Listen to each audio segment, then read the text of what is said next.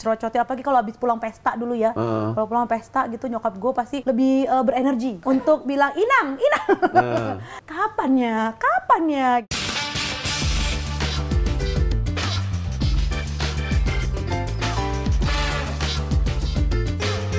Horas Marlinsian. Horas Batavia. Oh, udah kelihatan ya. Bu Bos tuh cara dadahnya juga udah beda gitu. Ini dadanya kesini apa kesini sih? Terserah. Ke aku. Kameranya ke dirimu aja. Ke aku aja.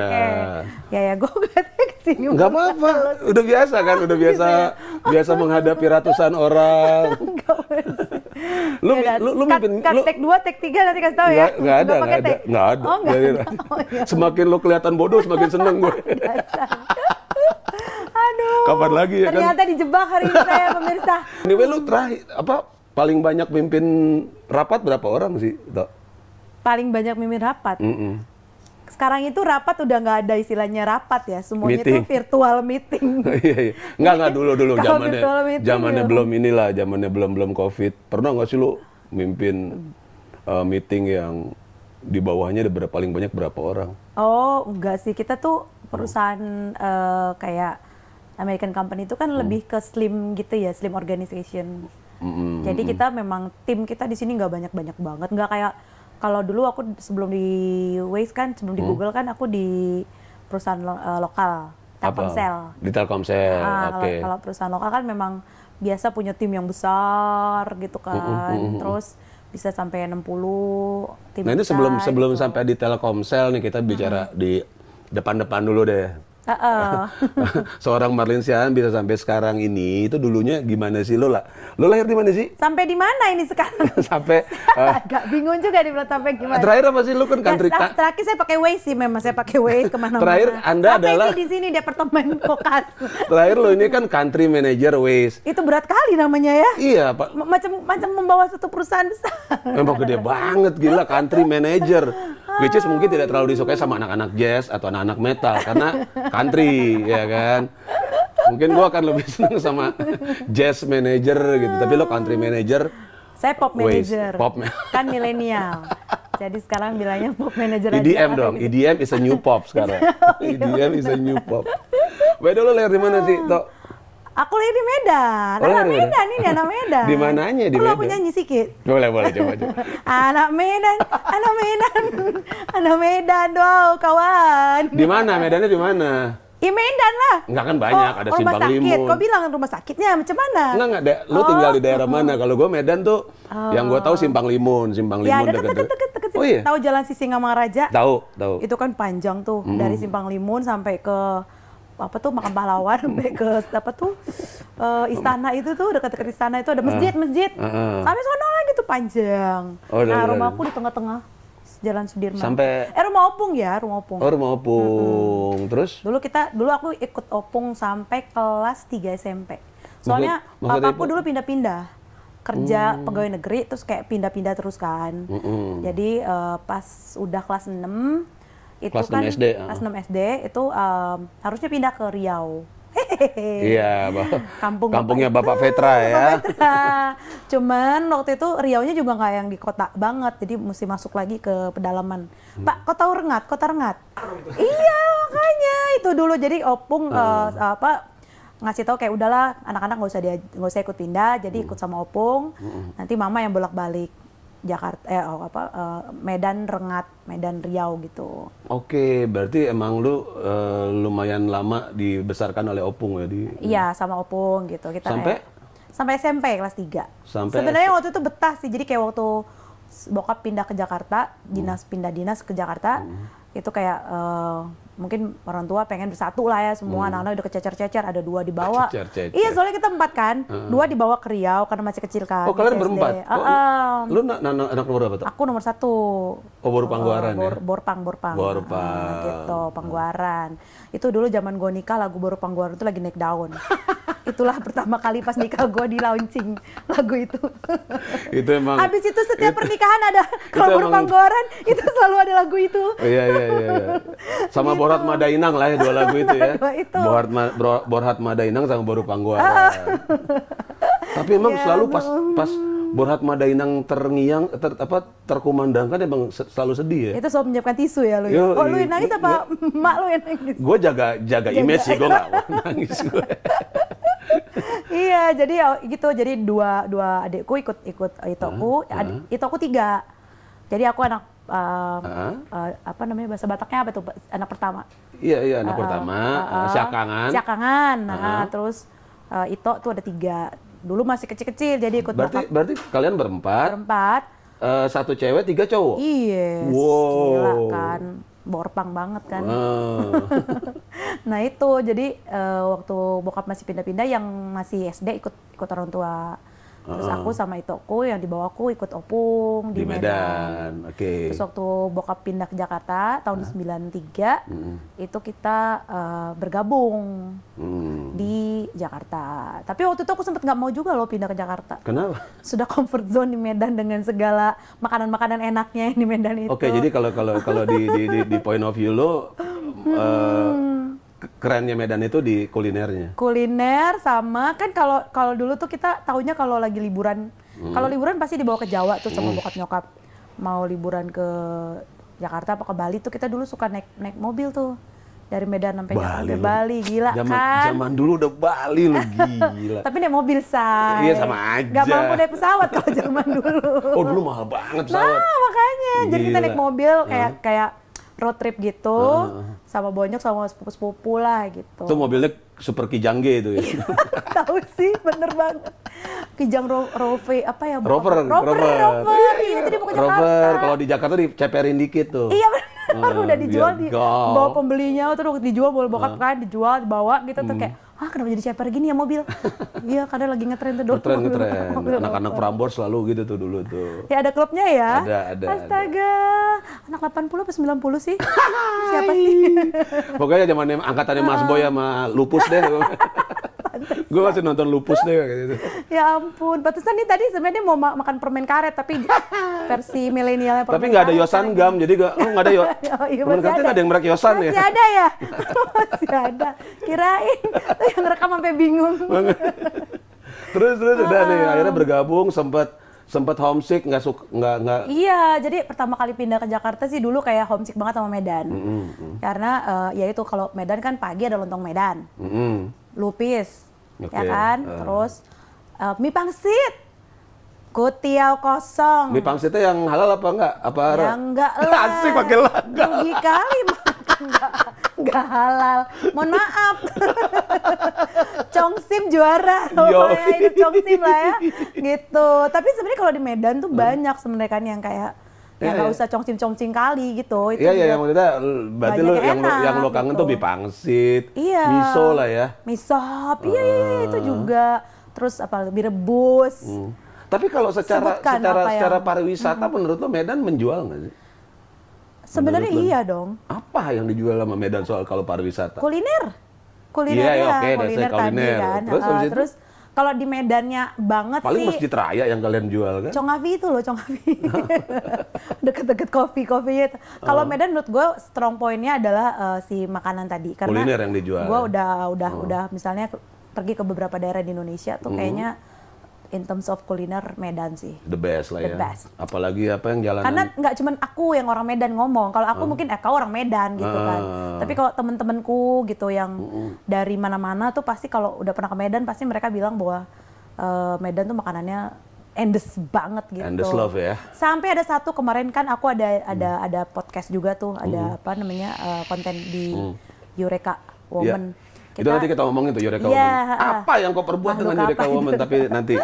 Nah, salah satu narasumber kita tuh ada bule. Bule orang dari Sydney. Dia tuh suka masak-masakan Indonesia. Ini dari Sydney apa dari sana? Dari bukan sini ya, sini. Sydney aja tulisannya biar kau jelas. Sydney Mas. Iya, dari Sydney, Australia lah ya. Aussie. Dari Oz. Kalau anak-anak bilang, lo dari mana? Itu radio dari kali nggak ada gitu. Oh, iya. Oze. Sekarang nggak ada Ozzy, kalau dari Oz tuh bilangnya Oz. Oz. Terus. Oke. Milenial kali ya. Iya, jadi dia tuh masak-masakan Indonesia, terus dia juga jago bikin makanan Indonesia juga jajanan pasar. Jadi gue tuh kayak, hah? Terus dia juga pernah ke Medan. Jadi waktu gue bilang, lu udah pernah nyobain makanan apa? Dari A, B, C, D, dari Sabang sampai Merauke, dia udah pernah nyobain. Makanan Papua aja dia tahu, makanan Kalimantan. Terus kan gue tanya, dia makanan ini nggak, Medan tahu nggak gitu. Dia tahu, dia pernah ke BPK Tesalonika, Cin, di Medan. Oh iya? Bayangin aja. Terus dia tahu nyebut kincung. Kincung itu kayak makanan apa, bumbu yang suka ditaruh di kayak daun singkong tumbuk atau di arsik. Oke, singkong tumbuk itu kalau di Batak nyebutnya ikaurata. Tahu nggak? Itu bukan Batak, itu Japanese, Jepang. Bener ikaurata, bener. Nyokap gue yang bilang, nyokap gue nggak mungkin salah. Oh, itu bahasa Jepang kan, Cin? Enggak, bahasa Bali, Ge. Ikaurata. Iya. Bukannya hiras, gue tanya hiras. No, ikaurata bilang. Itu bahasa Batak. Oh gitu ya? Iya. Lu belum autentik ya? Ya, Medan mau diapain? Iya nih orang Medan yang nggak bisa ngomong Batak 100%, malu-maluin ya. Terus si bule ini ternyata. Nah dia tahu masakan Batak kayak arsik, ikan arsik. Nah, dia nyebutnya sih ikan arsik, ikan teri. Teri Medan. Teri Medan ya kan, pakai kacang. Terus dia bilang dia demen banget kalau pakai pete. Si bule itu doyan makan pete. Mungkin dia akan nyebutnya pit kali ya, kalau karena orang Australia I eat pit. Nah, enggak, dia tuh ngomongnya Batak kali, ngomongnya PT, dia bilang PT, tau nggak sih? Zengkol. Nah, pas dia ngomong PT, lu nanya nggak sahamnya berapa? What is PT gitu. Sahamnya berapa? PT Jengkol Indonesia gitu. Gitu dia tahu. Jadi gue kayak malu gitu ya.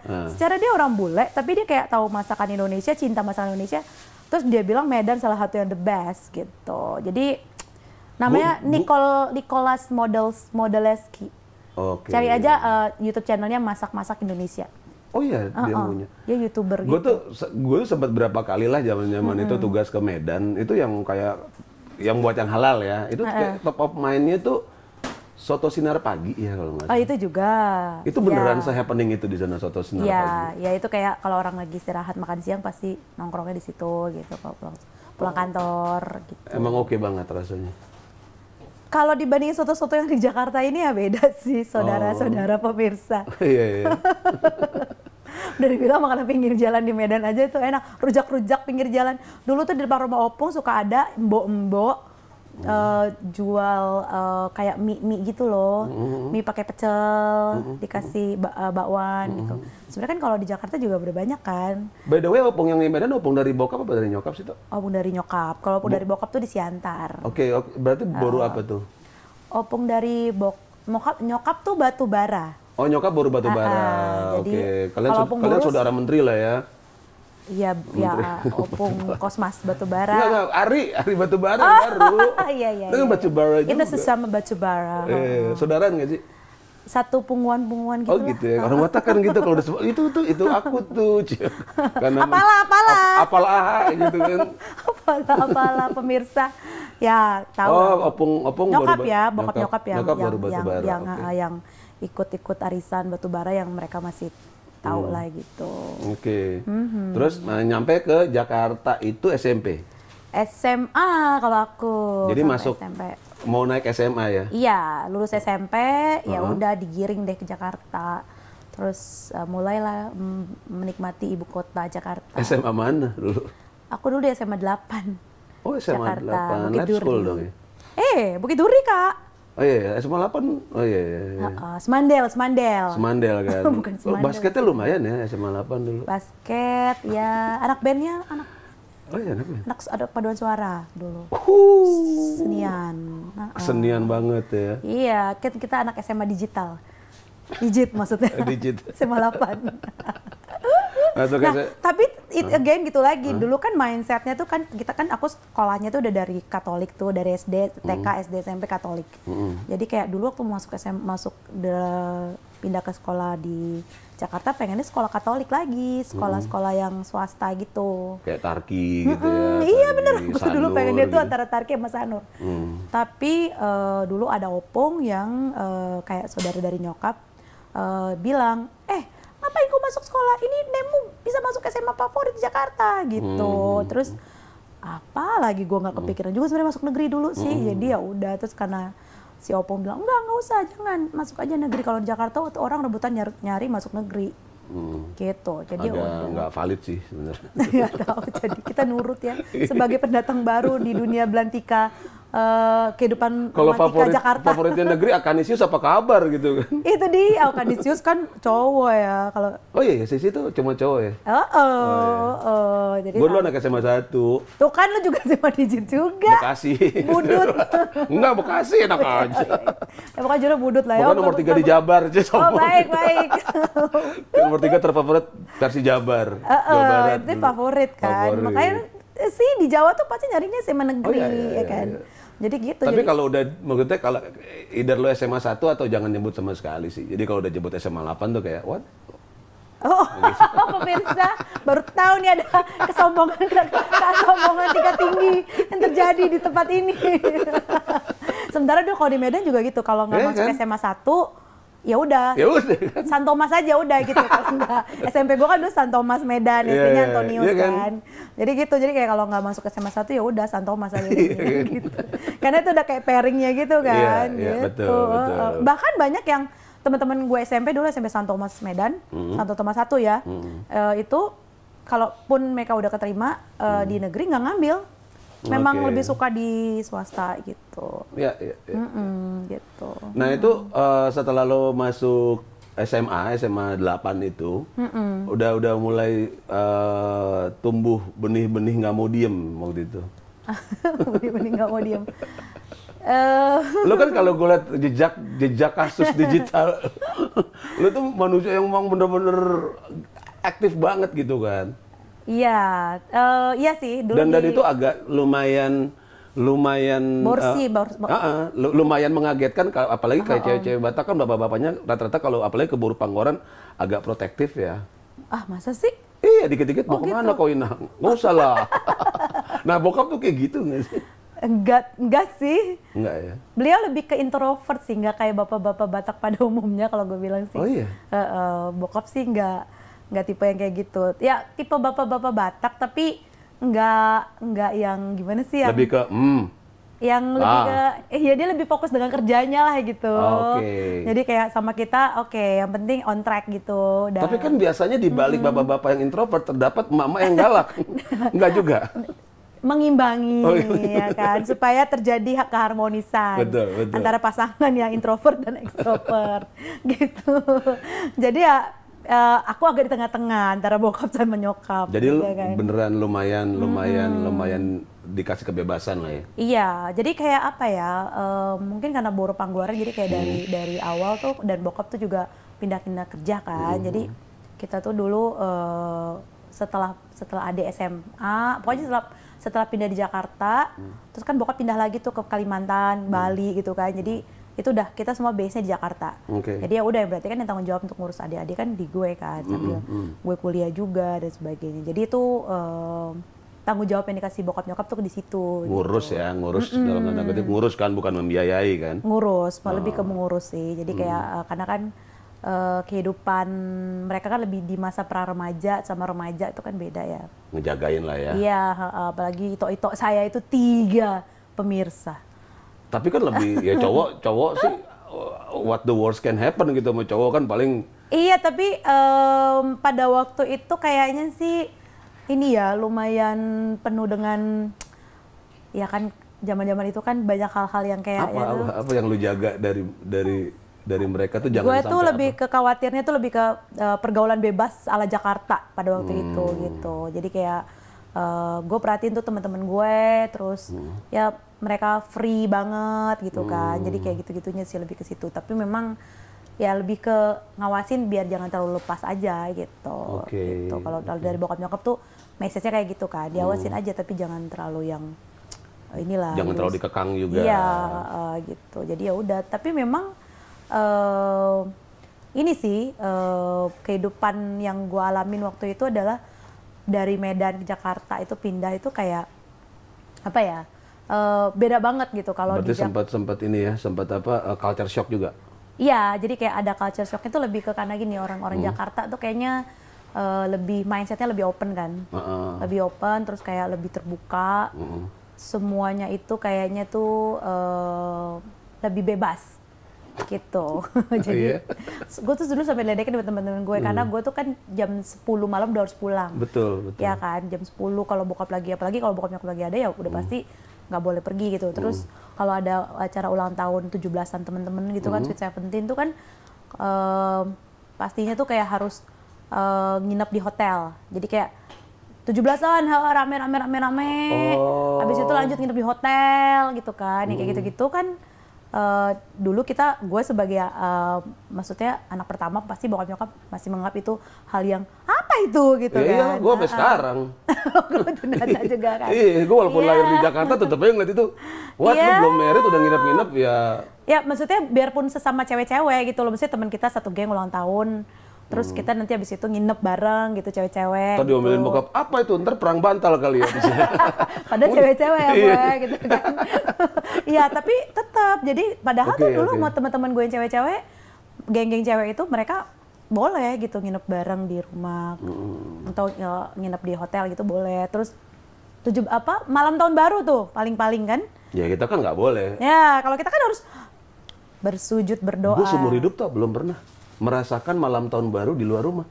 Itu dia. Nah, sama aku juga gitu karena memang udah dibiasakan dari kecil kita kalau malam tahun baru emang harus berdoa dan berkumpul keluarga. Ya, nangis-nangisan lah. Iya, ya pokoknya dengan lagu Nang Morube Moses. Itu lagu wajib akhir tahun kan, pemirsa. Iya, jadi gitu. Itu dulu benar-benar nggak boleh. Jadi kayak sekali-sekali doang malam tahun baruan sama kita kalau misalnya teman-teman ngajak gitu kan di Jakarta.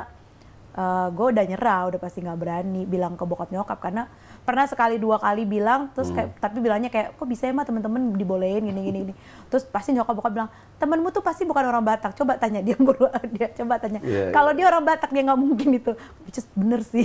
iya bener itu bener. Itu bener banget ya itu gitu. Tapi ada juga 1-2 teman-teman yang Batak yang akhirnya bisa gitu. Tapi ya gue nggak tahu lah somehow. Gue tuh karena udah mulai dilarang sampai akhirnya gue tidak melihat bahwa bermalam tahun baru di luar rumah tuh jadi satu yang asik jadinya. Oh gitu ya? Iya, jadi sampai udah mengasihkan di rumah sih gitu kan. Iya ya. Nah, terus sampai suatu saat tuh kalau kita sih karena waktu itu kan terjadi culture shock gitu kali ya. Jadi kayak kita ngeliat bahwa ini beda banget ya di sini kayak gini gitu. Jadi gue pernah sama adik-adik gue tuh kayak kita pengen juga sih ngerasain sekali-sekali tahun baru yang berbeda gitu. Jadi kita pernah akhirnya berhasil ngebujuk bokap nyokap. Waktu itu kebetulan bokap lagi dinas di Bali. Dan itu tahun 2000. Jadi kan menjelang milenial kan. Jadi kita kayak mama papa tuh tahun milenial dong kita ngerayainnya beda gitu. Jadi ya udah deh akhirnya diizinin dong bokap nyokap buka kamar di Hard Rock Bali. Iya kan? Hedon udah ya. hedon dong gitu. Tapi dengan syarat jam 11 kalian masuk ke kamar kita berdoa di kamar. Mending di rumah juga. Jadi kita ya gimana ya gitu. Tapi ya udahlah daripada enggak ya udah deh. Jadi kita tetap ya udah kita terima dengan rela. Kita nginep di Hard Rock Bali gitu kan jam 11. Akhirnya bokap inilah memahami, jadi jam 10, jam 11 lah maju. Jadi kita doa dulu, 10 jam 11, setengah 12 kita turun ke bawah. Jadi kayak pas lagi jedar-jedar ininya, kita ke bawah. Oh jadi yang gitu. jam 12 tank itu enggak ya? Enggak, jadi habis itu jam setengah 12, nanti jam besok pagi kita ngobrol lagi sih, dikasih itulah sama bokap. Jadi maju, majuin acara doa-doanya. Itu SMA tuh? Itu aku udah kuliah, adik-adik SMA. Kuliah di mana? Akhirnya masuk dari SMA 8 pindah ke UI, FISIP UI. FISIP UI ya. Berarti ngelewatin Universitas Pancasila ya.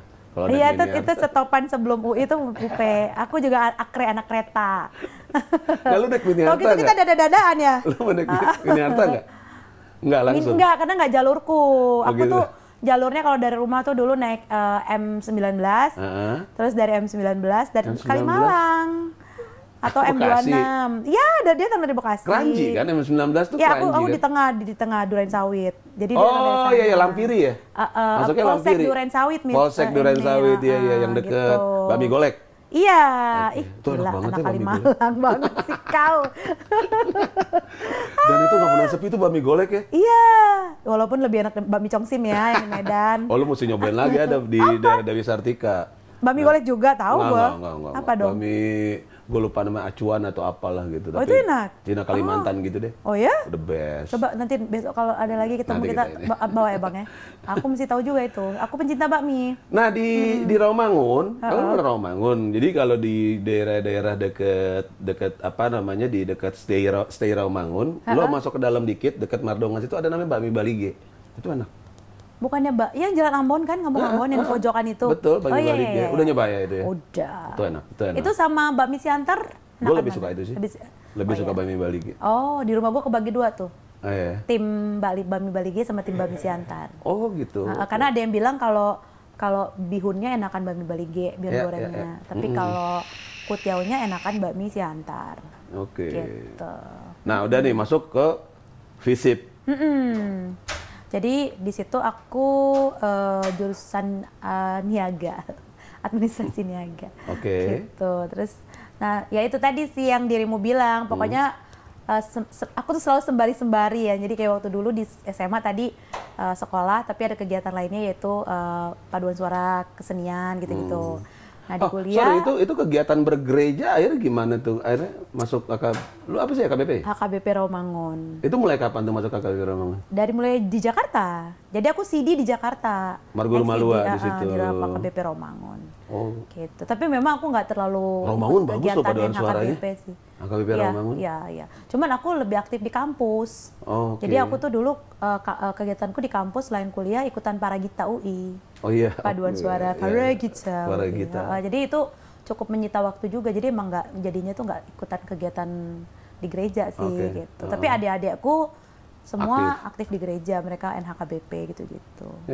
Gitu. Dan itu HKBP Rawamangun apostonya terkenal cantik dulu. Oh masa? Iya, jadi nah, pose perempuannya ya? Kalau lakinya, kalau lakinya gue nggak dapet di Rawamangun. Gue nggak akan bilang laki-laki cantik lah, apalagi coba atau dibilang cantik, dibunuh gue. Iya, tapi kan kalau gue kan fokusnya ke 11 itu kan. Nah, kalau itu saya tak menemukannya di Rawamangun. Macam mana? Dapatnya dari Bintaro. Bintaro tuh AKBP apa? Kernolong. Enggak. Kita mertuaku di itu. Dia sebenarnya tinggal di Bintaro, tapi HKBP-nya di Praja. Ya, orang Praja nanti. Gue banyak kenal cewek-cewek Praja sih, nanti gue akan tukar pikiran. Ini kayaknya nggak bisa cuma 1 jam nih. Ini bisa 1 minggu nih sama Bang Robert. Dan judulnya udah bukan Batavia. Emang enggak? Judulnya Curhat Via. Batavia kan gitu, sebenarnya kemana-mana aja. Nah udah masuk udah di situ lu udah mulai seneng berorganisasi lah ya. Iya. Jadi sambil kuliah sambil masuk Paragita UI. Iya, di akhir kuliah tuh siaran kan, sempet siaran juga. Oh iya, katanya Siaran jadi pertama radio. kali lu mulai bekerja dibayar itu siaran. Ya, siaran di Radio Mustang pemirsa. Nah, itu kan tahun berapa sih itu? 2000, mulai on air-nya 2000, tapi trainingnya dari tahun 1999. Iya lama tuh, karena emang dulu kan di zaman itu profesi penyiar radio masih profesi impian ya. Iya. Yang kayak wah, lu kalau udah jadi penyiar radio, gitu apalagi Prambors, enggak ya? Apalagi itu MRA gitu. Itu nanti lah. Nah, itu kan apalagi Mustang kan dulu one of inilah ya, kalau bisa dibilang dulu kan. Ya, habis Prambors Mustang gitu. Kalau untuk anak muda ya. Prambors Mustang SK kan dulu kan. Iya, kalau untuk anak muda sih ya. Prambors Mustang lah ya. Kalau Prambors kan lebih anak-anak yang lebih hype apa, kalau Mustang tuh ngerok banget lah dulu. Iya kan. Bang Robert kali ya? Enggak. Gua anak gue tuh blockhead dulu, jadi penggemar New Kids on the Block beneran. Mungkin lo nggak matching banget kan? Gue kira lo itu Sepultura, no. Nirvana. Gue poser dulu, malah. Jadi seriously? Iya, jadi gue beli kaos kayak metal kayak Kreator dan lain itu supaya dianggap aja sebenarnya di rumah gue tuh New Kids on the Block, Tommy Page. Kaset-kasetnya itu sebenarnya. Gue ngepop banget lah. Kalau kata orang Batak ya, muka Nirvana, hati rintu. Nah itu gimana tuh? Lu kok bisa kepikiran jadi penyiar, terus kok bisa lu dapetin posisi itu? Gak percaya lo gue bisa ya. Enggak. Tapi bener deh, gue tuh sering dianggap underestimate loh sama orang-orang. Dari awal ya banget gitu. Oh iya? Iya, jadi kayak dulu ya waktu dari Jakarta ke Medan, terus dari Medan ke Jakarta, terus ya kan dianggap orang Medan tuh apalah gitu kan.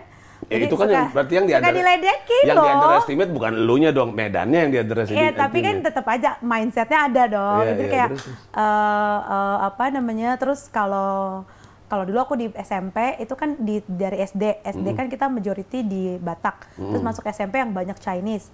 Chinese kan pinter-pinter ya gitu. Itu juga kayak waduh gitu. Terus SMA juga masuk SMA 8. Pinter-pinter dong SMA. Pinter-pinter SMA 8. Jadi kayak udah deh kayak udah ini aja gitu loh. Terus dari Medan ya? Dari Medan ya suka digituin. Gitu. Terus kayak apa ya, kalau misalnya di Medan ada jalan tol nggak? Di Medan gitu-gituin tuh lah. Sebel banget kan. Iya, terus habis itu bercandaan lah. Iya, suka bilang ada enak aja lo suka gue gituin. Terus kan gue masih logat Medan kali kan, parah kan. Jadi ada satu momen yang gue itu apa namanya, ada buku nih ceritanya disuruh guru pinjem. Suruh guru pinjam tapi gue belum sempat pinjam. Gue cari-cari sebenarnya di ini. Di perpus tapi nggak nemu. Terus akhirnya temen gue ketemu, terus gue bingung. Kok lo bisa nemu sih buku ini? Kapan lo nemunya gitu? Enggak, gue punya. Terus temen gue nanya, kok lo ada sih buku ini kok? Gue nggak nemu ya kemarin segala macam gitu. Dia ngomong gitu. Lo kapan minjemnya? Terus gue jawabnya gini, semalam gitu. Terus temen gue, hah?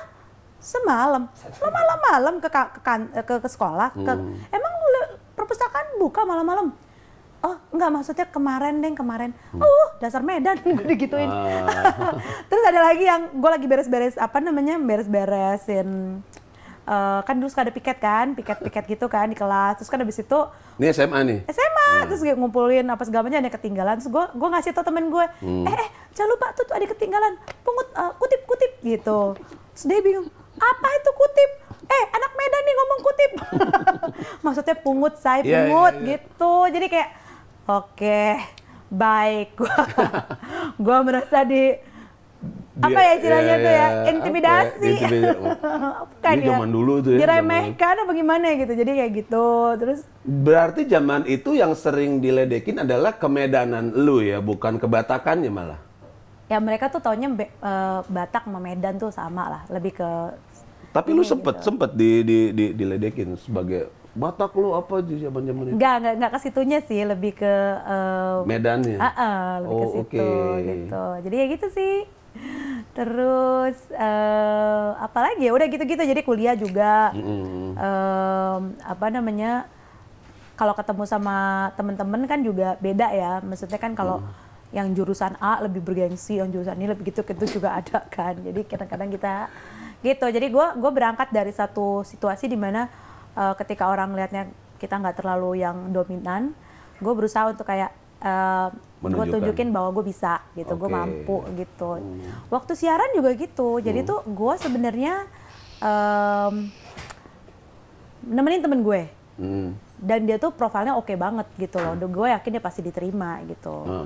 Terus ternyata along the way habis proses segala macem, nggak terima gue, padahal tadinya bukan gue yang mau daftar gitu. Jadi gue malah jadi tahu tuh benar-benar kayak artis-artis itu yang tadinya nggak niat casting, terus niat sok nggak niat gitu ya, niat sok nggak niat gimana tuh ya, tapi nyiapin CV. Aku nggak niat tapi bawa CV. Nyiapin CV. Kayak ini, kayak cewek-cewek Batak di kafe tuh nggak lo? Jadi kalau diajakin nyanyi, enggak usah, tapi bawa buku lagu.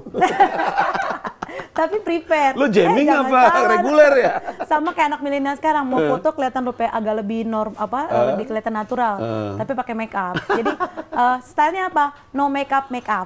Oke, aduh, ini udah kata-kata para Google nih, udah bahasa-bahasa Google nih ya. Iya gitu, jadi lo diterima akhirnya di Mustang? Iya, terus teman-teman gue yang keterima yang angkatan gue, mereka juga kayaknya bahasa Inggrisnya cihuy gitu, itu juga beda gitu. Ya, pokoknya selalu ada di momen yang gue ngerasa kayaknya sih gue harus belajar lebih. Intinya lu selalu ada di posisi underdog lah ya. Tapi gue harus berjuang lebih, jadi spirit gue selalu di situ gitu. Terus, karena di underestimate atau dianggap underdog, lu malah jadi punya spirit untuk nunjukin bahwa lu di atas dog lah ya. Ya, I need to. Lo tadinya underdog. I need to fight the situation gitu lah. Iya, gimana ya upper dog ya. Yeah. Gitu, jadi ya apa? ini sih Jadi akadongan kalau ada yang nganggap remeh kalian jangan sedih, malah harusnya sih tunjukin. gitu ya. Jadi kayak lo harus balas semuanya itu dengan menunjukkan yang terbaik. Nah, ini yang keren-keren gini, Sombong mendingan lo kali. ngomongnya ke kamera toh. Jadi quotes nanti. Oh, gitu ya? By Marlin Siahaan, coba. Udah lupa tadi. Udah lupa. Padahal udah mau kita kasih musik tadi itu. kita Quotes kasih by Marlin Siahaan. Country Manager Coba Ways. bilang, jangan apa tadi? Kalau lo dianggap Pokoknya jangan pernah tunggu. Ketika kita dianggap diremehkan, ketika kita diremehkan, jangan pernah menyerah pada situasi itu. Jadi tetap berusaha yang terbaik. Kenapa? Karena suatu saat mereka akan melihat kita adalah yang terbaik juga. wow. Gitu. Jadi emang apa ya? Tapi yang butuh proses ya. Nah proses itu konsisten kan. Itu yang terjadi waktu pertama kali lo ngalamin itu di Mustang ya, waktu Pokoknya banyak di momen yang gue ngalamin hal seperti itu. Termasuk juga waktu gue masuk di perusahaan multinasional pertama, Apa tuh? Yahoo, dan sekarang gue di Google juga begitu. Kenapa? Orang-orang yang ada di sana itu orang-orang yang memang high profile juga. banget gitu. lah. Iya kan, maksudnya. Google gitu loh. Tapi dibandingin gue yang hanya anak UI, mereka tuh rata-rata lulusan Amerikanya universitas yang top juga gitu loh. Ivy League gitu yang kerja di situ gitu. Jadi kita Yang sering ada di film-film lah ya. Iya, Ivy League.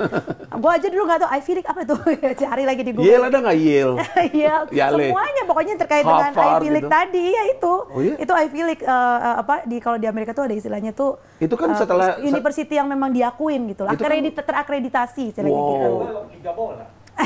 Itu Ivy Nggak, League. itu kan maksudnya abis dari Mustang sambil kuliah tuh ya. Sambil kuliah terus ya pijakannya sih memang dari radio, habis itu kuliah TV, habis itu pindah ke TV. Dulu pernah pertama kali kerja tuh di TV7 dan MTV. Di TV7 sebagai? Nah waktu itu aku account eksekutif. Jadi aku melihatnya gini, aku ngerasa ada satu hal yang aku bisa bangun lagi karena buat aku kayak siaran itu belajar people skill, ya kan. Jadi belajar komunikasi sama orang, terus bisa interpersonal skill gitu. Tapi untuk dunianya, gue ngerasa kayaknya not into that kind of things lah. Oke. Untuk yang glamour apalagi waktu itu. Tapi gue terinfluence sama orang tua juga sih. Orang tua tuh kan kebiasaan dengan kerja memang harus rutin lah gitu. Jadi dan gue ngerasa waktu itu gue kan waktu jadi anak radio kan nggak tahu kapan gelap kapan pagi ya kan.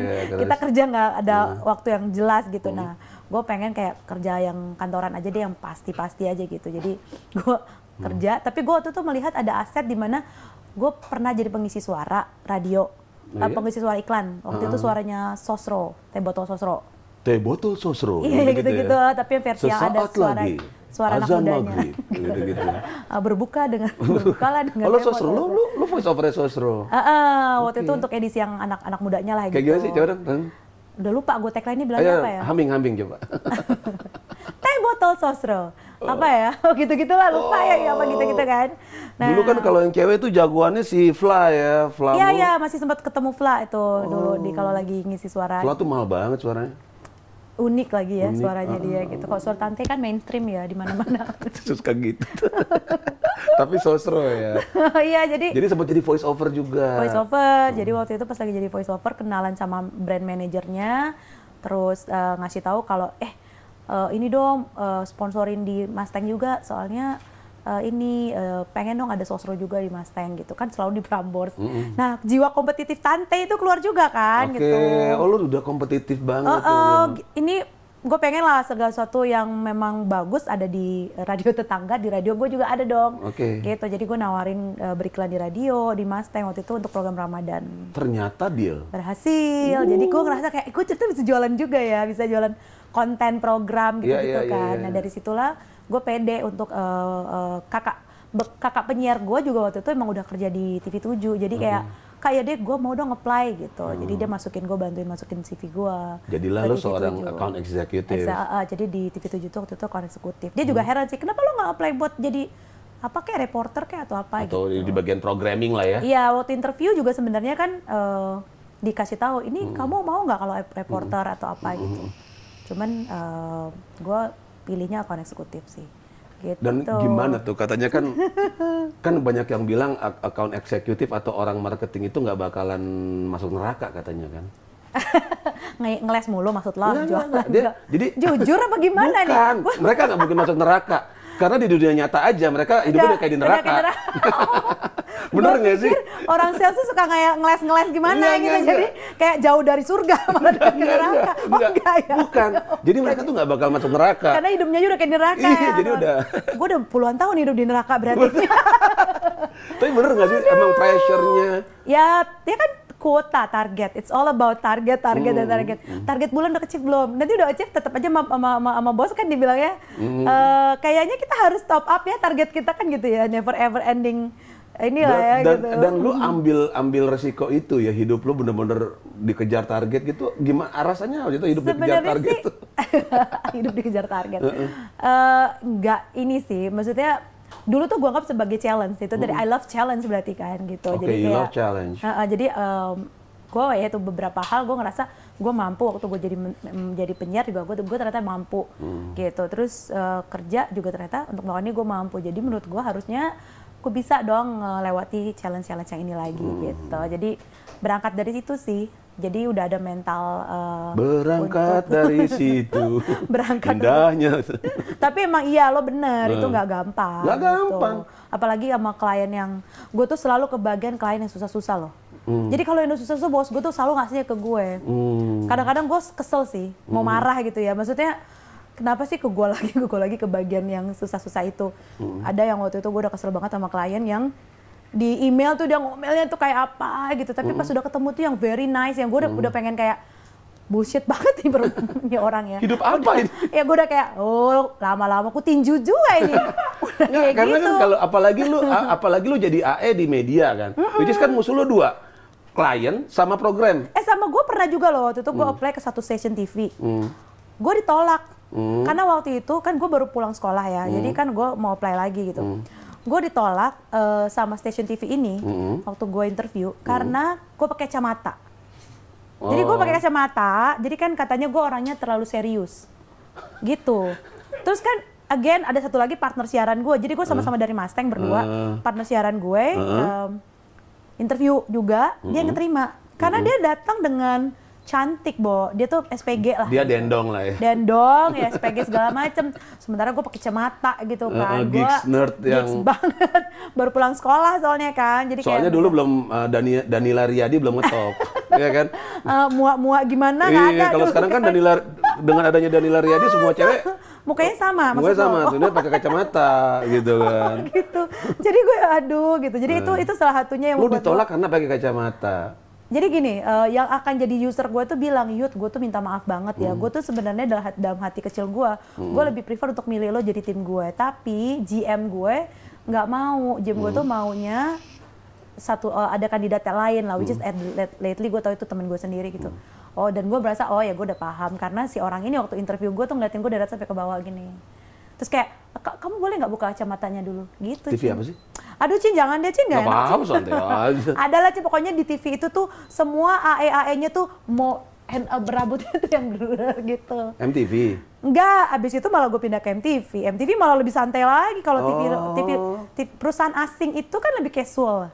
Perusahaan asing lebih casual justru? Iya, lebih casual, terus kayak nggak ngutamain fisik, lebih ke your attitude and your brain gitu.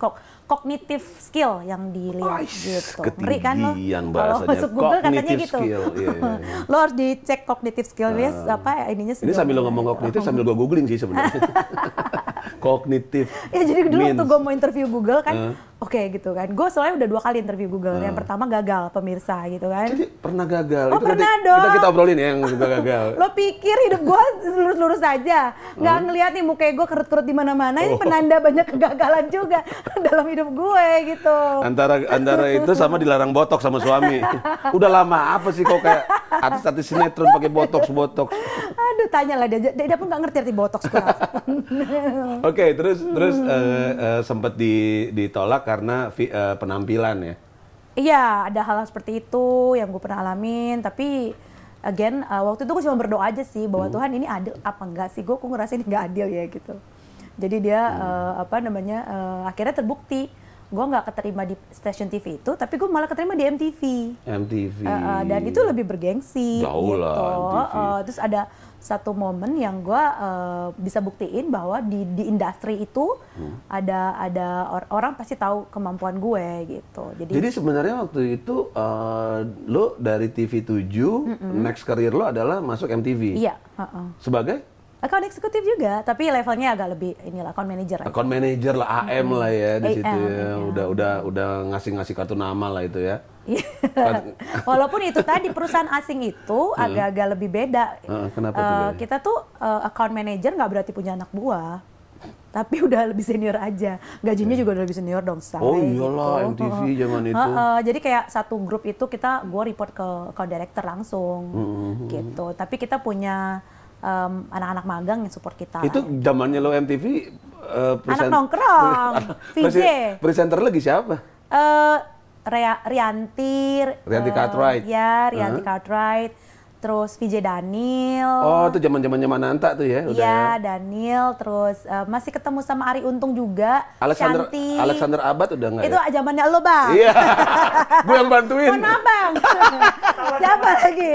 Lo ini apa namanya, Sarah Sehan? Oh, enggak lah. Di atasnya lagi, Sarah Sehan. Oh, itu gua Daniel Tagalung.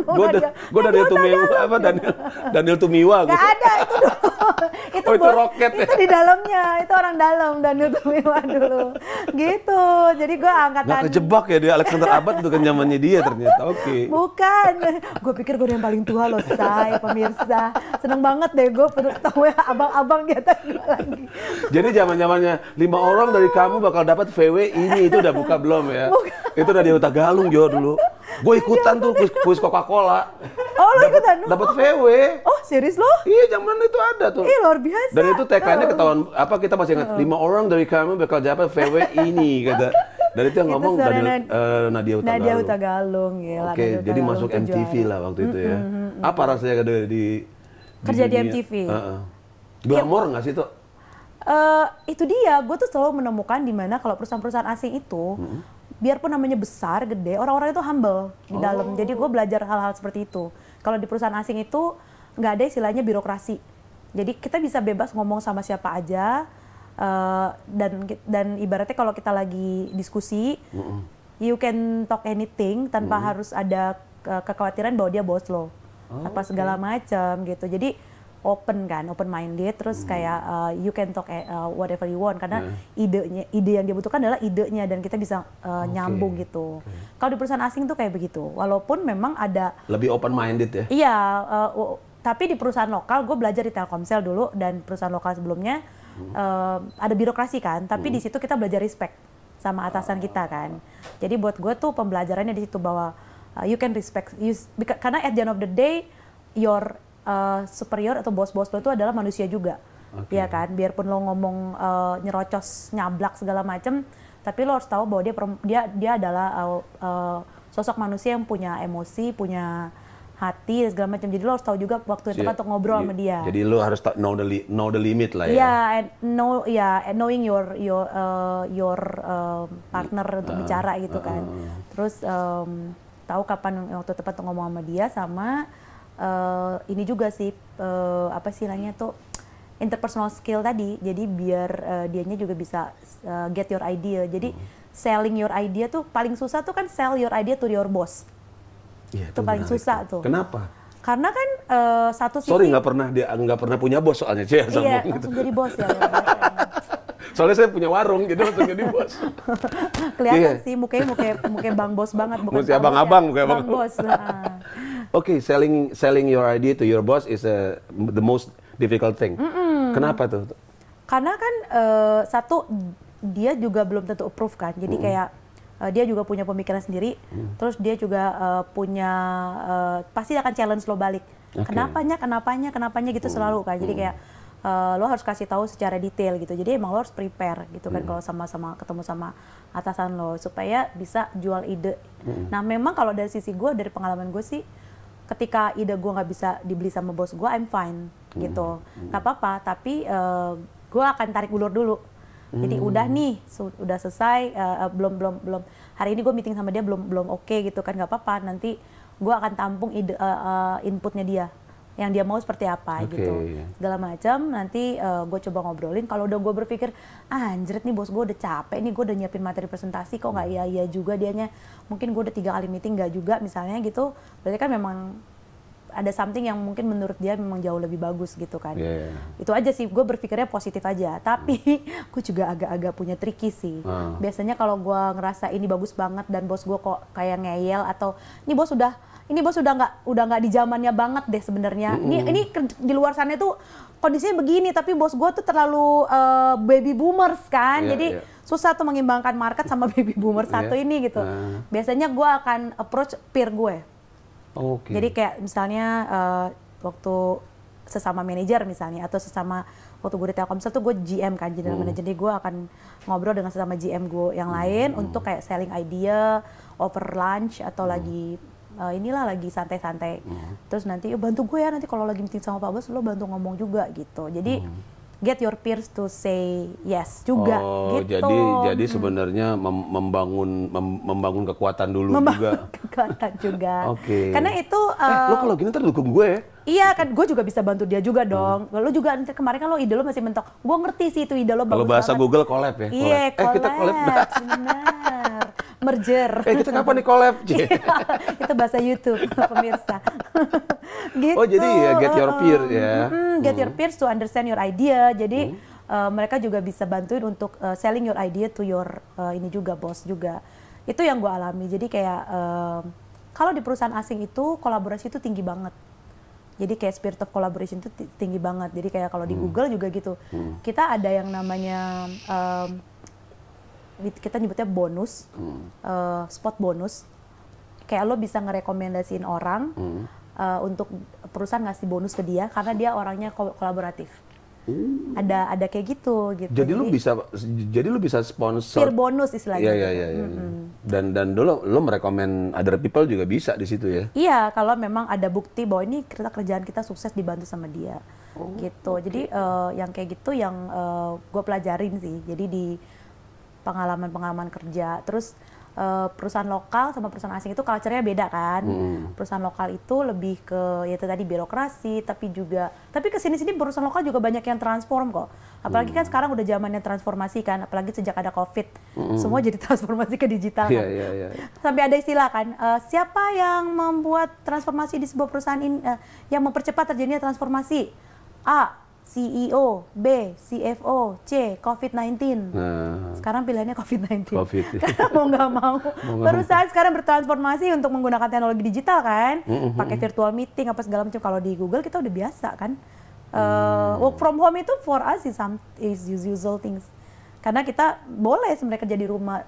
Kan toh nanti bisa meeting over virtual pakai Google Meet. Itu lo kalau kan sebelum ke Google tuh lo juga di Yahoo ya kalau nggak salah itu. Itu antara Yahoo sama Telkom duluan mana? Yahoo dulu, jadi dari TV, MTV itu Yahoo. Yahoo jadi AE juga? Ya. Marketing juga maksudnya? Di marketing sales juga? Manager, gitu, digital consultant gitu-gitulah.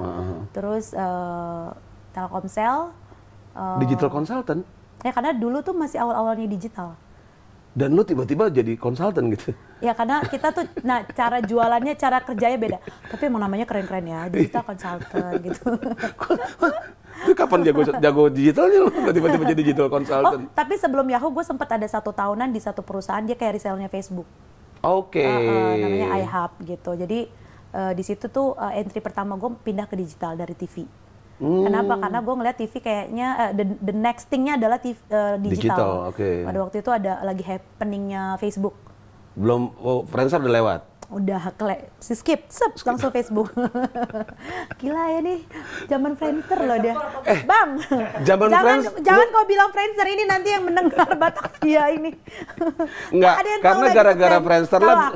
Aku sempat pakai. Enggak. Iya, karena gara-gara Friendster. Lo jangan-jangan masih MIRC pula. Masih, itu ngalamin lah. Tapi zamannya Friendster itu yang membuat gue mengenal apa yang namanya beauty shot, foto beauty. Kalau nggak ada Friendster nggak mau gue di foto beauty. Oh my God. Foto yang keren nih buat apa? Buat anak Friendster. milenial sekarang foto pakai preset. aplikasi ya Lightroom kasih preset. Lu ngomonginnya yang ngomong country manajernya Google ya kita iya aja. Aku bukan country manajer Google. Waze ya. Aku Waze. Nyebutnya Waze apa Waze sih? Waze ya. Ya benar gitu. Nah terus masuklah dari itu masuk ke Yahoo.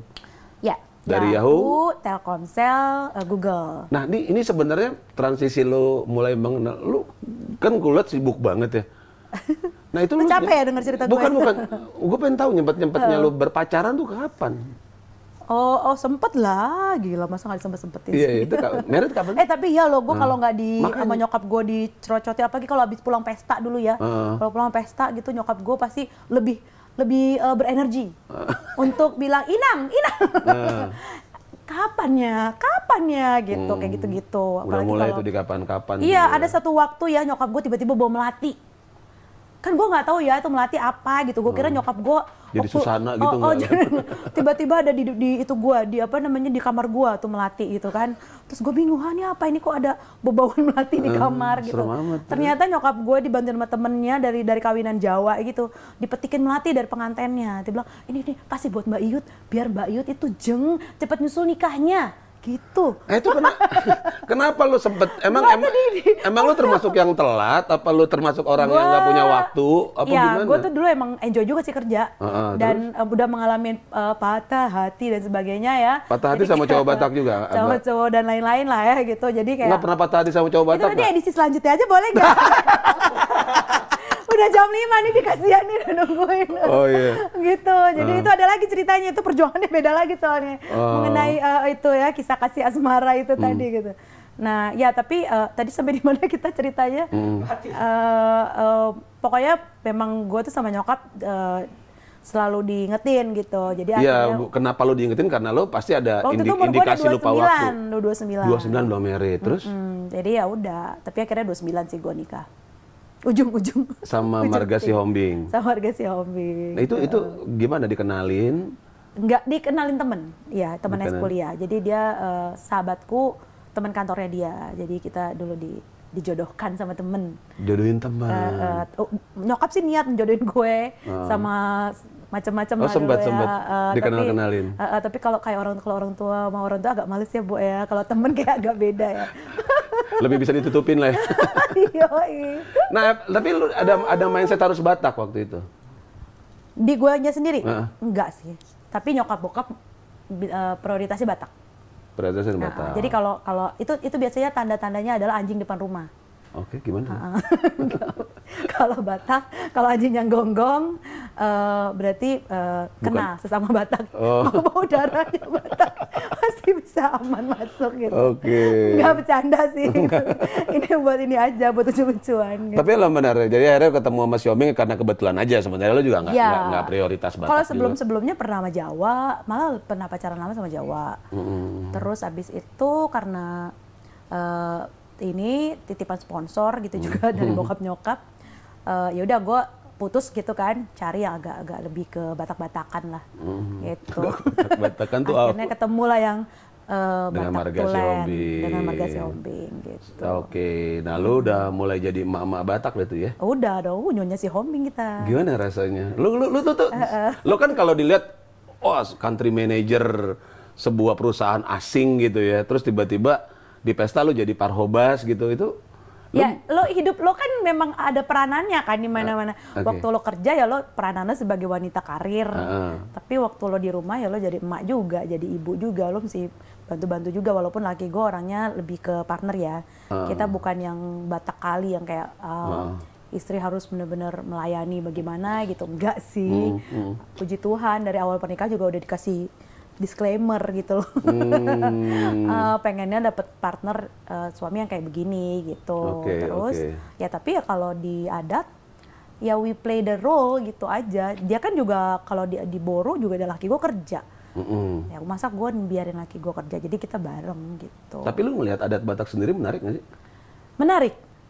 Menariknya itu adalah karena kita belajar humble gitu. Jadi memang lo dimanapun pasti Tuhan kasih kesempatan untuk lo bisa bersinar, ya kan? Tapi kalau di adat Batak ini kayak di sini lo humble di mana saatnya lo harus melayani. Ada waktunya lo melayani, tapi ada waktunya juga lo bisa jadi raja gitu. Jadi dari sisi situ kan lo diajarkan untuk harus bisa down to earth gitu. Jadi kayak nggak selamanya lo ada di atas, lo bisa someday di bawah juga. Jadi ketika lo ada di bawah lo jadinya nggak kaget. Lebih ke situ sih. Kalau gue lihat filosofi orang Batak itu seperti itu kan. Lo bisa jadi tulang, lo bisa jadi boru, bisa jadi hula-hula, tapi bisa juga ya kayak gitulah. Jadi balance, life is balance gitu. Gitu lo, begitu lo cara melihat adat Batak tuh kayak gitu ya. Gitu. Dan banyak kok orang-orang Batak sukses. Dan bokap nyokap gue biasanya suka kasih contoh gitu loh. Lihat itu, misalnya kalau dulu Opung Kosmas Batubara, mereka punya anak-anak, biarpun anak menteri misalnya, tapi they serve people gitu. Kalau kita datang, misalnya lagi arisan, anaknya juga ikut bantuin gitu. Jadi kayak ya orang kaya juga nggak sombong-sombong amat loh. Kita nggak usah sok-sok kaya juga gitu kan. Maksudnya kayak gitu. Terus ada juga yang orang berhasil, misalnya ada contoh misalnya orang berhasil tapi dia masih mau jadi pekerja tadi di adat kan. Jadi biasanya sih kalau bokap nyokap tuh kasih contoh yang memang contoh hidup gitu loh. Yang memang ini orang ini melakukan hal itu, kenapa kita nggak seperti itu? Kita nggak lebih kaya juga dari mereka, kita juga nggak lebih hebat dari mereka. Kita jadi nggak usah sombong gitu. So you still do your part di adat Batak? Iya. Lu jadi parhobas apa lu? Iya, kalau di Siahan mah kita parhobas banget. Mana kan gue boru cuma satu. Cuman gue doang. Jadi kalau itu gue ada acara, ya wassalam ya gue aja. Tapi untungnya Namboru dari bokap tuh banyak. Jadi gue ada Namboru lah yang bantu-bantu juga. Kita bareng-bareng gitu. Sip. Dan akhirnya setelah balik lagi ke karir, lu sekarang adalah seorang country manager dari Waze. Ya, jadi kalau soal kerjaan ya, menurut aku sih, again setiap orang itu punya caranya sendiri untuk berjuang kan. Tapi yang penting adalah satu, sekarang itu istilahnya resilience. Jadi gimana lo tetap jadi orang yang tangguh gitu. Kalaupun ada perjuangan-perjuangan, misalnya challenge, try to overcome the challenge tadi gitu. Jadi jangan langsung mundur gitu. Apalagi kalau itu yang lo mau gitu kan. Kalau orang sekarang kan zamannya yang dia pengen melakukan apa yang dia mau kan gitu. Bukan yang kalau kita dulu kan apa yang kata orang tua kita juga kita dengerin gitu kan. Driven by the parents. Walaupun sebenarnya gue ngeliatnya gini, anak milenial sekarang tuh pinter-pinter. Mereka itu in terms of creativity extraordinary lah gitu, super gitu. Tapi they lack of experience sebenarnya kan, pengalaman sama attitude yang berpikir untuk bisa tetap konsisten sama tangguh tadi. Gitu. Jadi dari sisi itu yang butuh diasah. Ya karena mungkin kesempatan anak-anak sekarang, anak-anak milenial sekarang untuk berinteraksi sama orang juga udah sedikit nggak kayak kita kan. Iya kan, kayak lu kan untuk jadi seorang penyiar harus ketemu dulu, harus ngelamar dulu, harus apa, terus habis itu lu ngerangkak lagi jadi sesuatu, lu ngerangkak lagi, lu masih harus ketemu sama office politik gitu kan. Exactly. Iya kan, jadi lu benar-benar tempaan lu tuh udah ini banget. Kalau mereka kan kadang-kadang dari kamar aja udah tajir, Bo. Jadi YouTuber ya, Cin? Iya, dari kamar di WhatsApp apa Cups kaya. Habis itu resign. Santuy gitu. Iya, tapi sebenarnya again menurut gue sih mereka kalau nggak banyak belajar people skill tadi ya kan. Mereka tuh kemampuan emotional intelligence-nya tuh masih harus banyak yang diasah. Karena itu tadi nggak banyak berinteraksi, you're right gitu. Jadi kayak dari sisi itu memang kita harus ngasih tahu ke mereka bahwa mereka harus explore dunia luar, jangan cuma mereka aja untuk belajar karakter orang. Belajar people skill itu penting gitu. Supaya kita bisa ngerti bahwa kenapa orang ini ngasih tahu idenya kayak gini, kenapa orang yang ini idenya kayak gini. Padahal mungkin ini bisa dikolaborasiin. Gitu kan. Jadi itu sama halnya dengan kayak misalnya ke anak gue tuh ya tipikal milenial sekarang kan, taunya main game doang gitu kan. Tapi terus aku selalu bilang bahwa tanya sama guru, kalau ada yang nggak ngerti harus mau tanya. Jadi ntar gue tanya sama dia, hari ini udah nanya apa sama guru gitu, supaya dia mau interaksi. Kalau nggak nanti ya itu anak-anak sekarang kan jadinya tuh ngerasa dirinya aja kan gitu. Agak selfish ya anak sekarang. Jadi kayak dirinya aja yang dia bisa dia pikirin, I'm okay. I can solve my problem, padahal mungkin sebenarnya mereka butuh sharing ya kan, butuh sharing atau butuh ini. Sebenarnya dengan teknologi virtual meeting kayak sekarang kan juga biarpun jauh, tapi karena one on one tuh kayak jadi lebih deket loh. Oh iya. Jadi kalau gue sih merasa gitu ya, kayak kalau di meeting itu kan kadang-kadang lo ngeliat bos lo doang, lo di sini cuman kayak hadap-hadapan aja gitu. Kalau di virtual meeting kan kayak lo ngeliat dia langsung kayak muka-muka. Face to face ya. Gitu. Jadi kan kayak lebih deket sebenarnya. Ada efek seperti itu. Jadi sebenarnya mungkin mereka virtual tapi kayak kemarin gue bilang sama gue, nanti kalau COVID udah nggak ada lagi atau udah boleh ketemuan, you have to meet your friends, karena kan itu you have to keep friendship with your friends juga gitu, karena kita nggak pernah tahu nanti someday itu bisa jadi teman buat lo, relationship itu harus dijaga gitu-gitu. Nah, ini balik lagi ke karir tuh, apa rasanya jadi seorang perempuan memimpin sebuah perusahaan yang berbasis IT? Satu, gue nggak bisa baca peta tadinya kan. Iya. Dan rata-rata kan woman cannot read map kan katanya gitu ya. Betul, apalagi ibu Batak. Gue kan inget banget ya kalau dalam zaman gue kecil tuh bokap gue nggak akan bisa mengandalkan nyokap gue. Abis ini kemana, kiri apa kanan? Nggak tahu mereka. Gitu, iya banget. Udah gitu, iya kalau bokap gue kan karena dia kerjanya memang urusannya sama peta, memang dia jago baca peta gitu. Oh iya. Apa bokap pertanahan? Bukan. Ya ini urusan sama inilah rumah-rumah gitu-gitu. Jadi itu. Jadi kan kalau itu kan istilahnya woman cannot read map gitu. Terus tiba-tiba lu jadi pimpinan di. Tapi dengan adanya Waze, sekarang perempuan bisa kemana-mana karena menggunakan Waze, pakai peta kan, peta digital. Jadi ya thanks to teknologi kan. Betul. Jadi ya menurut gue. Dan balik lagi ada di situ. Oke, gitu, terus tapi kan itu kan basis IT juga yang kayaknya nggak perempuan banget juga. Enggak sebenarnya sih. Yang paling dibutuhkan saat ini adalah kemampuan tadi managing people, terus business development itu juga penting gitu. Jadi IT kan juga itu kemampuan dari sisi developer. Betul. Jadi kayak bangun aplikasinya segala macam itu lebih ke sana. Tapi kalau once untuk manage bisnis dan sebagainya ya tetap dicari orang yang mempunyai pengalaman bisnis. So what do you do as a country manager of Waze?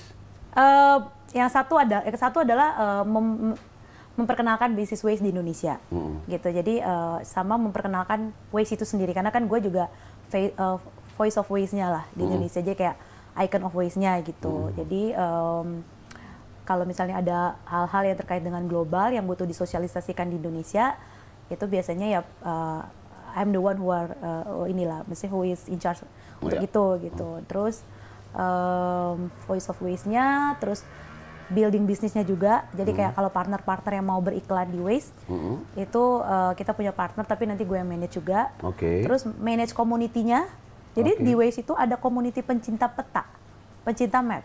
Jadi orang yang biasa ngupdate jalanan, kondisi jalanan, macet atau enggak. Terus ada yang kayak misalnya bukain jalan dari satu jalan. Jadi sebenarnya gini, Waze itu di setiap negara konsep awalnya adalah peta buta. Jadi setiap dia masuk kalau ada satu negara pengen negara itu ada di Waze, itu sudah community-nya yang bukain jalan. Gitu. Jadi gue ketemu lah sama para pencinta map itu tadi, pencinta peta tadi. Community itu ada di Indonesia, mereka ada sekitar 200-300 orang. Gitu. Pencinta peta? Iya. Lo mungkin taunya pencinta kuliner kan, pencinta fotografi kan. Enggak, gue lebih kenal pecinta suku bangsa.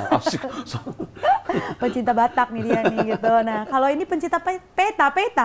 Pencinta peta. Jadi mereka pencinta map yang bukain jalan dari sini kayak di Jawa, di Sumatera itu ada. Bukain peta di Waze gitu. Itu kerja mereka seperti itu. Kadang-kadang gue juga bingung ya, ada yang memang mereka tuh doyan begitu kerjaannya. Padahal mereka dari berbagai background. Ada yang polisi juga, ada pilot, ada dokter, ada mahasiswa juga gitu. Jadi komunitas, mereka tuh komunitas gitu. Jadi mereka selalu suka ada gathering, kita selalu fasilitasi setahun sekali gatheringnya editorial Waze. Mereka tuh di tahap editorial nyebutnya udahan. Editorial Waze untuk kayak mereka saling sharing. Gue udah berhasil nih bukain jalan di daerah sini. Terus mereka sharing apalah yang mereka merasa bahwa ini butuh di align gitu. Gue tuh kalau sebagai pengguna ya ngerasa banget bahwa gue kayak kalau gue ngebedain antara Google Maps sama Waze, Waze itu kayak jalannya lebih ekstrim. Gue akan dapetin jalan yang lebih ekstrim gitu loh. So, kalau yang sebenarnya what's the difference between Google Maps sama Waze, which is mereka juga satu perusahaan anyway gitu kan? Iya, sebenarnya dibuat beda, tapi sebenarnya saling mensupport satu sama lain. Jadi some of the traffic data itu dari Waze ke Google Map gitu. Jadi Waze itu benar-benar fokus ke navigasi. Jadi kalau kalian nyetir pakai mobil, pakainya Waze harusnya, karena itu memang dipakai untuk nyetir gitu. Jadi dan Waze itu ini apa namanya, alternatif route-nya ada 3 yang dikasih ke pengguna.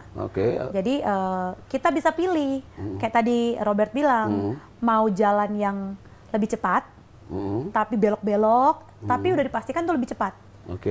Alternatif kedua, option kedua adalah jalannya mungkin lebih lama, bisa selisih 5 menit, 10 menit, tergantung nanti situasi jalan.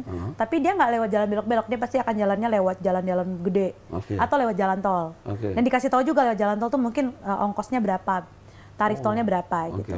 So it's a user choice. Lo mau pilih alternatif yang mana sebenarnya? Gitu. Jadi kalau misalnya emang lo milihnya jalan yang belok-belok ya, tapi durasinya kan udah terprediksi. Tadi kan lo bilang kalau Waze itu sebenarnya lebih cocok untuk driving use gitu loh. Iya. Kalau Google Maps memang lebih cocok untuk apa? Eksplorasi, lebih eksplorasi. Jadi Google Map itu kan lo bisa explore, nggak cuma nyetir, tapi lo bisa misalnya mau naik kereta api, mau naik taksi, jalan kaki, mau cari restoran, mau cari hospital yang deket-deket di daerah kita misalnya. Gue biasanya akan pakai Google Map kalau lagi di luar negeri. Kalau gue lagi, karena kan kalau lagi di luar negeri kan misalnya nyari. Sering keluar negeri ya Bu ya? Kalau lagi tugas, kalau lagi tugas negara. Kalau di Indonesia gue lebih sering bawa mobil soalnya. Kalau di Jakarta kan semua mobil. Jadi Ibu ini sering keluar negeri ya, kadongan ya, sering keluar negeri. Kan tugas negara pemirsa. Nah itu biasanya kan kalau di luar negeri kita lebih sering jalan kaki. Gue lebih suka explore jalan kalau di. I see. Ya gitu. Jadi gue pakai Google Map. Gitu. Jadi ini baru clear. Nah itu tadi data traffic itu dari Waze ke Google Maps sebenarnya. Data utamanya tuh dari Waze. Jadi kalau lo nyetir, mendingan pakai Waze sebenarnya daripada pakai. Ya kalau update traffic itu lebih update di Waze.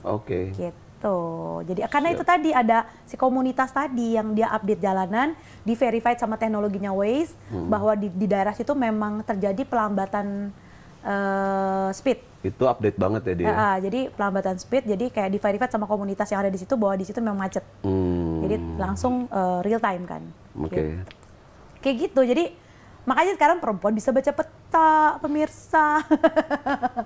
Bisa baca peta, terus anak milenial atau anak muda sekarang pun juga kan every time they start driving, mereka pasti buka peta juga. Jadi itu jadi kebiasaan. Udah jadi kebiasaan. Iya, jadi baca peta adalah kebiasaan juga. Makanya gue akhirnya waktu itu berpikir, sebenarnya gue di Telkomsel juga waktu itu cukup nyaman karena di situ yang gue lakukan adalah banyak melakukan transformasi bisnis, gitu kan. Karena dari perusahaan telco ke Diko, digital company, gitu. Sebenarnya menarik juga tuh di sana. Cuman gue berpikir kalau mau belajar teknologi harus di perusahaan teknologi kan. Dan challenge-nya adalah yaitu tadi seorang perempuan manage bisnis teknologi peta gitu ya, yang perempuan konon katanya gak bisa baca peta, dan gue dipercaya, jadi gue pikir this is something great opportunity kan. Terus abis itu ya ternyata memang di dalamnya cukup menyenangkan dan banyak hal yang bisa gue pelajari lagi, hal baru, teknologi tadi kan, teknologi navigasi, teknologi digital media yang terbaru, ada istilahnya artificial intelligence, ada machine learning. Kalau di Waze itu kan ada machine learning. Jadi machine learningnya itu membaca kebiasaan user. Jadi kalau misalnya kita udah biasa lewat daerah sini, dia akan recognize itu dan dia akan kasih rekomendasi itu ke kalian juga, ke kita juga sebagai user. Gitu. Itu ada namanya machine learning yang membaca kebiasaan usernya untuk menggunakan itu setiap harinya. Jadi sebenarnya kayak iOS versi Android ya. Waze sama Google Map itu kayak gitu. iOS versi Android. iOS siapa? Yang Waze-nya Waze banget, yang Google Map-nya Google banget gitu. Nah, gitu. Jadi padahal ya di dalamnya itu kita ada teknologi namanya machine learning yang membaca kebiasaan user. Jadi kayak mungkin kayak Robert, gue biasanya udah nyaman gue pakai Google Map, jadi gue Google Map banget gitu, dan gue Waze banget. Ya karena emang machine learning-nya udah membaca kebiasaan kalian, jadi kayak sebenarnya it helps yourself juga gitu. Enggak, karena gue pernah pakai Waze dan gue ngedapetin rute yang ekstrim banget. Mungkin itu tadi yang lo bilang ya, ada pilihan yang ini belok-belok tapi cepat nyampe. Gitu. Atau sebenarnya lo bisa setting, jadi di settingnya itu ada settingan yang menghindari, jadi avoid, menghindari jalan istilahnya unpaved road, jalan yang gang kecil, jalan sempit atau apa itu ada settingannya. Jadi itu bisa di offin atau menghindari highway, misalnya kita nggak mau lewat highway gitu, bisa di setting. Jadi semuanya itu kan tergantung usernya. Tapi di Waze ada nggak rute jalan menuju sukses nggak ada? Jalan menuju surga. Aduh, luar biasa ya. Oke. Ini user yang canggihnya 10 kali lipat sepertinya. Oke, ada next plan. Ini kan lu kan gue liat emang karir lu tuh bener-bener loncat. Kayak gue kan beda, gue di satu perusahaan sampai 13 tahun lu. Iya ya, luar biasa ya. Sampai 13 tahun antara loyal atau bodoh gue nggak ngerti, tapi gue pernah tapi kan lu bener-bener yang dari kayaknya sih tergantung jalan hidup hidup lo juga kan. Kalau emang lo nyaman, maksud gue gini, kerja itu kan ada kenyamanan juga kan. Jadi kalau emang lo nyaman dan lo merasa dihargain terus berkembang juga, kenapa enggak untuk bertahan lama di situ gitu kan. Kalau dari kasusnya gue tuh, kalau dari kehidupan gue tuh sebenarnya lebih ke gue waktu itu opportunity juga sih gitu. Jadi kayak gue merasa Tuhan itu lagi menyiapkan gue untuk memang ada prosesnya untuk melewati ini gitu. Jadi kayak dari TV ke digital, kenapa ya kok kayak Tuhan tuh ternyata memang sengaja menyiapkan gue di TV dulu supaya gue ngerti basic media dulu, gitu. Baru sekarang masuk ke digital yang memang sekarang akhirnya jadi media juga kan, bukan bicara teknologi aja tapi jadi media kan, gitu. Jadi selalu seperti itu sih. Gue selalu percaya bahwa purpose driven life lo tuh apa sih sebenarnya gitu. Jadi gue yakin sekarang Tuhan juga lagi ada rencana buat gue untuk ada di Google. Dan kenapa harus di Waze, kenapa bukan di YouTube misalnya? Atau karena lu nggak bisa. Produk Google banyak. Karena lu nggak bisa ngomong apa caps. Jadi lu nggak di YouTube. Tapi agak nyesel juga sih. Gue udah berkarir di dunia digital ini 12 tahun ya. Harusnya gue udah jadi YouTuber ya. Terlalu jadi cungpret soalnya. Kacung kampret. Enggak, tapi nah itu yang mau gue tanya sedikit sih, Tok. Di tengah-tengah kesibukan lu yang pasti sibuk lah ya, as a country manager of Waze. Tapi lu masih sempat-sempatin nih, kayak sekarang gue perhatiin lu punya YouTube channel yang namanya Eureka Women. Iya. Eureka Women ya mau bacanya. launching lagi nih, ada satu lagi podcast. Nah, lu mau lagi bikin podcast gitu loh. Iya, curhat kantoran, cuka. Itu apa yang ada di otak lu kok lu bisa-bisanya lu bikin di tengah kesibukan lu terus lu bikin begituan lagi gitu. Ini lebih ke sebenarnya karena pandemi sih. Pandemi membuat kita menjadi berpikir kreatif ya.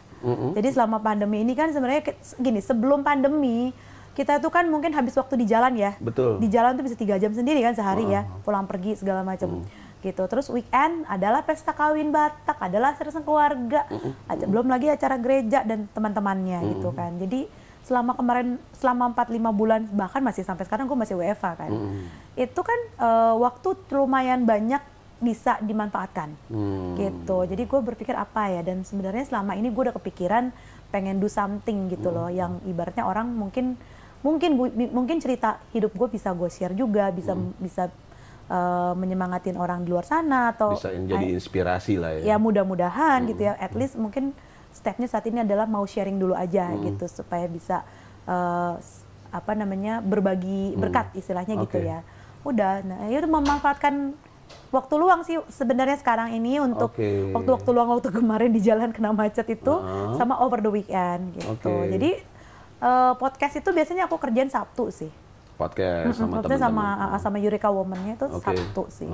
Gitu. Jadi nggak, tapi at least ada purpose sendiri dong, bahwa ini kenapa Eureka Women gitu loh. Apa yang mau lo share di situ. Kalau gue lihat kan lo kayak ini the next Kartini banget yang kayak mengangkat harkat dan martabat wanita. Waduh. Wanita Batak ya terutama.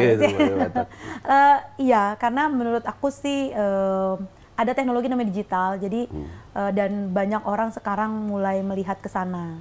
Jadi dan perkembangan digital itu sekarang banyak ke secondary city. Udah bukan di kota-kota besar lagi, tapi udah ke secondary city. Kabupaten. Jadi banyak orang-orang di sana yang memang butuh belajar juga, dan mereka bisa pelajari itu lewat YouTube, lewat digital, lewat konten gitu. Dan anak milenial sekarang juga nggak cuma konsumsikan YouTube doang, tapi banyak juga konten-konten digital yang lain kan, kayak Instagram mungkin, atau mungkin ada podcast sekarang gitu. TikTok, iya bener. Jadi ya, I think itu jadi. TikTok kapan tuh ya dibeli sama Google? Belum ya, belum dibeli. Kenapa aja dibeli sama Google? Nanti kita tanya Pak Sundar ya, Pak Sundar. Ya jadi gitu. Jadi menurut aku banyak opportunity di digital yang kita bisa lakukan untuk giving back Oke. to the community juga gitu. Oke, Jadi oke. mungkin dan orang sekarang bebas untuk memilih konten yang dia mau gitu. Jadi ya mudah-mudahan kontennya adalah konten yang edukatif, nggak cuma sekedar prank-prank semata gitu ya. Gue pengennya sih kontennya, mungkin follower gue nggak banyak tapi at least berguna untuk orang yang Enggak lah, punya iya, gitu kita ya. kan bukan di zaman yang follower lo berapa, subscriber lo berapa, tapi kalau gue ngeliat konten lo tuh benar-benar, oh ya ini konten yang harusnya ada di YouTube gitu loh.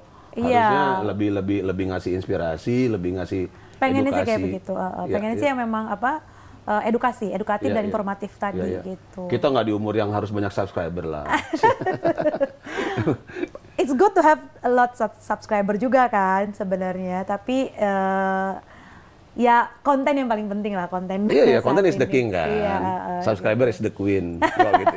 king and queen dong, King and queen. gitu ya, gitu. So nextnya bakal ada podcast namanya Cuka. Ya, curhat kantoran itu Curhat seputar kantoran. sharing seputar dunia kerja gitu. Oke. Ya, visinya adalah itu tadi gue dan satu sahabat gue SMA namanya Prita, dia dulu bekas pernah jadi presenter Metro TV, Prita Laura. Jadi kita tuh berdua memang punya pengalaman kerja yang cukup lama, tapi ternyata kita punya satu visi di mana milenial dan Gen Z sekarang ini sepertinya kita bisa jadi salah satu platform yang mengumpulkan community milenial dan Gen Z ini untuk sharing tentang dunia kerja gitu, supaya bisa saling menguatkan lah ya, saling sharing dan menguatkan. Jadi angkatan kerja Indonesia ini nanti bisa angkatan kerja yang memang punya spirit yang oke lah, pengennya sih gitu, biar nggak gampang nyerah, gitu. Jadi giving back ke Batak kapan dong? Kita bikin apa nih Bang Robert? Kita bikin. Kita bikin Gue semua orang yang gue wawancara pasti gue tanya gitu. Perempuan Batak atau gimana? Perempuan Batak berbicara atau Nanti kita apa? bikin. Batak bicara ya, kita bikin. Bener. Siap. Boleh. Aku lagi cari teman-teman yang bisa seide juga ini. Sabtu kita meeting lah. Sabtu depan kita ada meeting gede. Langsung ditangkap pemirsa. Wah, itu lu jangan sedih. Nanti itu di komen-komen tuh lu dicatat. Kayak waktu itu kita ngobrol sama siapa? Iya kan, sama Pai, bikin lagu. Ditunggu ya Bang, itu ada berapa ratus komen yang akan mencatat omongan lu sih. Dan lu tahu sendiri kan, orang Batak kalau udah nagih, dicecer. Nggak mungkin nggak galak gitu kan kalau nagih. Iya benar banget. Tapi belakangan pesta-pesta Batak lagi kan udah mau mulai lagi nih. Tapi kayaknya nggak bakal yang spektakuler seperti Iya, biasanya. katanya kayak Naro Tupak juga nggak disalamin lagi. Iya. Bang Ulosi juga katanya Ulosnya juga udah ditaruh. Maksimal 50 orang. Maksimal 50 orang. Nggak bisa lebih dari itu. Tapi lu termasuk orang yang rajin mensortir undangan nggak sih? Gue tuh sebenarnya memilih banget karena kan waktu ya. Dan kalau memang bisa, dan biasanya sih kalau udah saudara deket banget, gue pasti datang. Oke. Gitu. Tapi itu aja ya, di sosial media orang-orang udah komen kerja gue ke pesta kawin mulu loh, ke pesta adat mulu. Oh iya, Padahal gue udah sortir banget itu. Karena kan kadang-kadang kan juga tiba-tiba ada undangan gitu, kayak ini dari mana ya? Enggak kan, kita gitu. sesortir-sortirnya seminggu sekali udah pasti kan? Iya, sebulan sekali lah, minimal 2 kali ya. Sebulan 2 kali kan? Iya kan? Bener. Jadi ya itu udah ini banget. Kadang-kadang ya kalau lagi dinas lagi nggak di Jakarta nggak bisa, berarti titip ini kan, titip lah paling nggak, karena titip tupak, titip tupak, TP tupak gitu kan, gitu temen. Ya mungkin sekarang nggak akan sebesar itu sih ya. Iya katanya sih gitu, kayak cuman berapa persen, dan makanya gue bilang ke anak-anak Batak yang mau merit, sekarang lah saatnya menikah, karena tidak perlu pakai tupak ya, apa namanya, sinamot yang gede-gede seharga gedung misalnya. Betul, harus betul. begitu kan. Iya gitu, jadi udah mumpung lagi simple. Kalau dulu jangan sampai sinamot menghalangi pernikahan gitu. Betul, karena jumlah undangan yang banyak, apa segala. Iya. Oke, thank you banget Ito Marlinsyaan, sukses buat karirnya. Sudah datang. Sukses buat membangun keluarga, sebagai wanita alfa yang. Lu keberatan nggak sih bilang cewek alfa? Enggak kok. Emang iya ya? Ya, tapi yang penting tahu aja ininya, role-nya ada di mana. Dan kebetulan lu ada cewek Batak ya, tahu kapan jadi bos, tahu kapan jadi parhobas ya. Iya nggak sih, banyak ngajarin lo itu nggak sih itu? Itu keadilan Tuhan, makanya gue ditaruh jadi boru Batak. Mungkin kalau boru Jawa kok nggak gitu kan. Nice. Thank you banget itu, Horas. Sama-sama, Sukses terus ya. Horas. Sampai ketemu lagi.